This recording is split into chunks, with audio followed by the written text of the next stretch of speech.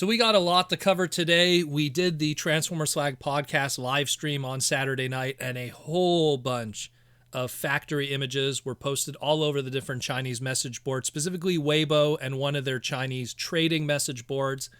And I didn't want to talk about these because this is something that wasn't really too public, and I'll wait for the big websites and everything to cover it afterwards, and then I will cover it and feel more comfortable about doing that kind of stuff. And well, it's all out there now. It's all across all the different Western message boards. So let's jump into it. Quite a bit to talk about today. Lots of great stuff. We're going to jump in first with the Transformers R.E.D. releases. This line is still surviving somehow.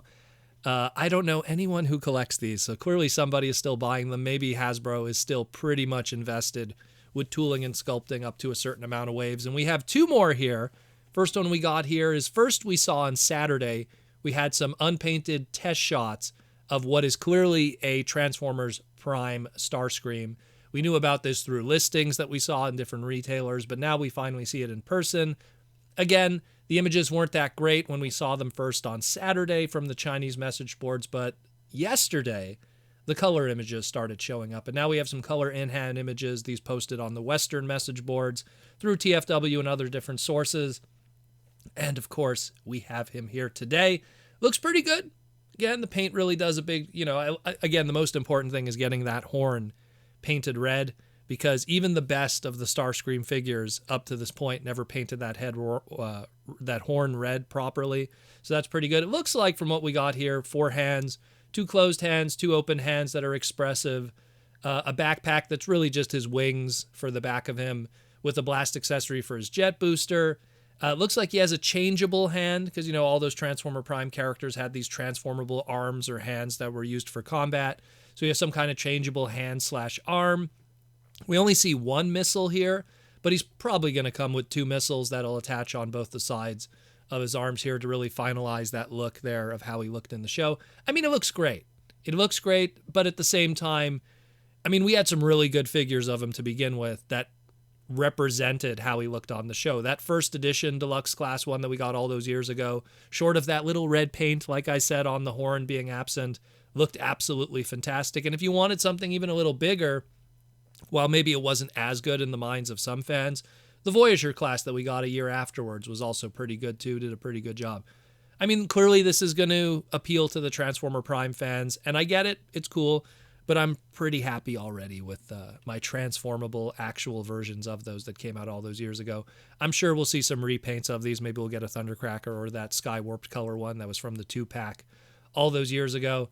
And he's going to be joining all the other Transformer Prime characters that have pretty much populated this line outside of Generation 1 and Beast Wars. We already have the RC, we have the Knockout, we have the Optimus and the Megatron, and now Starscream joins the crew. Looks pretty good. I'm happy for those that are excited about this. We have another one.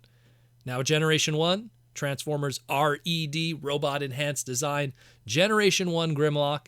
Kind of a fusion of the animation model and the toy. A little bit of a column A and column B going on here. I don't know what really was the goal with this. Obviously, they're going with a robot mode over a dino mode. Probably not the choice I would have went with, but I get it. If you do the dino mode, you're limited by the extra stuff you could include outside of an apron and some silly accessories from one episode of season 3. Again, these showed up first on Weibo, and then on Saturday, we got better images. The first images we saw on Weibo were from the factory itself on the Weibo app, and it was an unpainted test shot, and then the later images we got were both a semi-painted version and then a final painted version together. Looks pretty good. Again, going for that, toy meets animation model. Again, the red visor, so going again more for the toy look, but also some proportions that are kind of also of the cartoon. Again, I dig it. I think it looks cool. It's Grimlock. He's always awesome. We don't have any idea of accessories or anything. We do have his sword here. He has the one sword that is painted. The second sword that he's holding there that's clear is obviously the unpainted test shot version, and they just put both in the hands of that one there. So don't get that confused. He does not come with 2 swords of two different kinds of painting. We don't see any extra hands. I'm pretty sure he'll probably come with maybe a crown or something. There's going to be some kind of nice deep cut accessory that comes with it. But at the end of the day, I mean, there's so many great Grimlock figures we have already. This is aimed at a very specific market of people who don't want a transforming Dino Grimlock. Let me know what you think. It is what it is. Now let's get into our transforming items here. Here's some good stuff. First one we got here showed up on Weibo again. IDW Megatron Origins Minor Megatron Voyager class. So we only have a robot mode here, half transformed, doesn't have the head sculpt, which no doubt will be a brand new unique head sculpt as a result of it. It is a retool of the Voyager class Siege Megatron. They are loving using that mold over and over and over and over again. They are getting their money back from that mold, let me tell you. Again, the lack of the head obviously indicates some kind of brand new tooling that will be coming. Again, that minor Megatron does have a different head sculpt from the traditional Buckethead Megatron head, so we'll probably see that at some point. Again, based off of that great IDW miniseries book of Megatron Origins. Great little book. Again, cool design. Now the question is, does he come with the regular minor head and then the crazy flower head design? I doubt it, but that would be absolutely unexpected and fantastic if it does have that. Probably also, will he come with some new accessories? Maybe not just his giant sword, but maybe a pickaxe, kind of invoking that of that character. I'm sure we'll get more images of these as time progresses, but this is an exciting one. And for people who like that book specifically, and that was supposed to be a Dreamwave book, it ended up becoming an IDW book when the company transitioned from one license to the other. But yeah, I mean, I dig it. Looks really good. That Alex Milne design brought to life here. Awesome stuff. Megatron Origins, Minor Megatron, Voyager class. We'll get some more images later. Then we have another one. Another, again, Chinese message boards, Weibo. Voyager class Junkion. This is the first time we're seeing it in a Voyager class because it's a modulator in a Voyager class. We could tell it's a modulator because you could clearly see the pegs that are kind of loose from the connection points. So we're going to get another Junkion here, but now at a Voyager class, that's a modulator. That's pretty cool. Keeping up with that. We don't know if the colors that we see here are the actual colors that'll be used on the toy. These are probably just test shot prototype kind of colors going on. I mean, if it is those colors, if it is those test shot colors, I'm getting this serious like War Dawn kind of vibe going on, or even a little bit of Armada Devastator, aka Scavenger. But obviously this is going to be a Junkion character, so it could be one of many different things. Some kind of 6-wheeled truck alt mode, maybe a dump truck, and if it is a dump truck, maybe an animated Wreck-Gar, which would be kind of cool if they do go that route. I mean, we got a Wreck-Gar, but it was a Studio Series 86 thing. This could be a Legacy Evolution, animated Wreck-Gar kind of thing, more animated characters. I would dig that. That'd be pretty cool, bringing him back. Again, we don't know if it's animated Wreck-Gar because, once again, the head is missing, much like the Megatron. So it doesn't really give us a deep indication of what that character could be. I like some of the suggestions. Some people were telling me, it could be retooled into a Striker. Could be retooled into an Armada Overload. I could see that. That's pretty cool too.